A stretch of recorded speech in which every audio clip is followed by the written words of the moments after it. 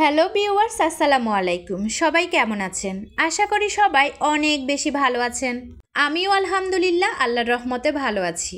চলে এসেছি আমি আপনাদের সাথে আরও একটি ব্লগ ভিডিও শেয়ার করার জন্য।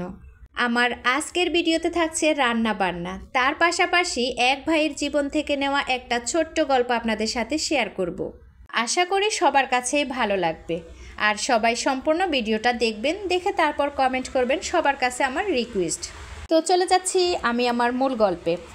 রাগ করে ঘর থেকে বেরিয়ে পড়লাম। এতটাই রেগেছিলাম যে বাবার জুতোটা পরেই বেরিয়ে এসেছি।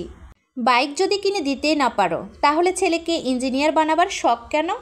হঠাৎ মনে হলো পায়ে খুব লাগছে। জুতোটা খুলে দেখি একটা ফিন উঠে আছে, পা দিয়ে একটু রক্ত বের হয়েছে। তাও চলতে থাকলাম। এবার পাটা ভিজে ভিজে লাগলো। দেখি পুরো রাস্তায় পানি।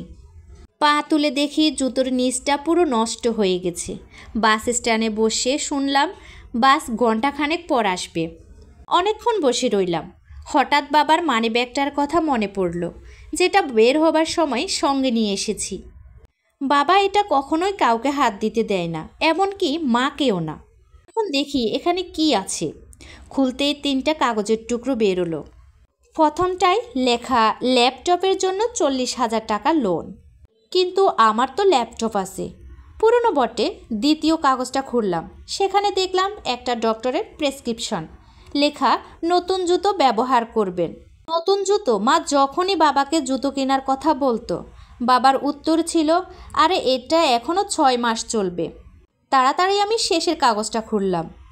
সেখানে লেখা ছিল পুরনো স্কুটার বদলে নতুন বাইক নিন। লেখাটা শোরুমের কাগজ, বাবার স্কুটার। বুঝতে পেরে বাড়ির দিকে এক দৌড় লাগালাম।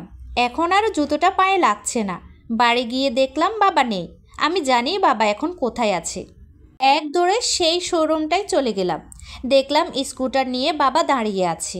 আমি ছুটে গিয়ে বাবাকে জড়িয়ে ধরলাম। কাঁদতে কাঁদতে বাবার কাঁধটা ভিজিয়ে ফেললাম। বললাম, বাবা আমার বাইক চাই না, তুমি তোমার নতুন জুতো আগে কিনো। বাবা আমি ইঞ্জিনিয়ার হব, তবে তোমার মতো করে। আমি আর কোনো দিন কোনো আবদার করব না তোমার কাছে। আমি বুঝতে পেরেছি তুমি আমাদের জন্য কত কী না করো।